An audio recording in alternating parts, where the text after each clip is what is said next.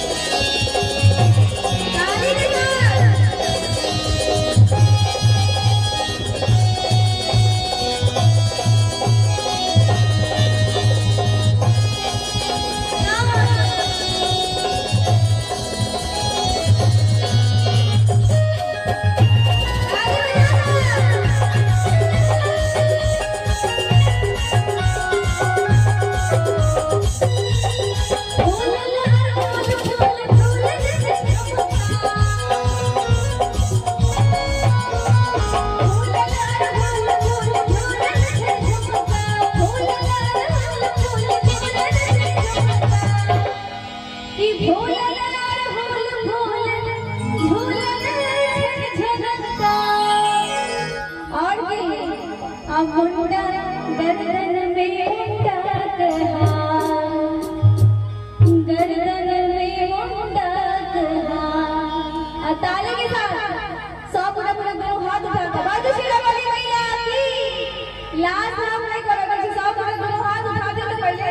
बाजू शेरा वाली मैया की जोर से 100 पूरा दोनों हाथ उठाकर कि गर्दन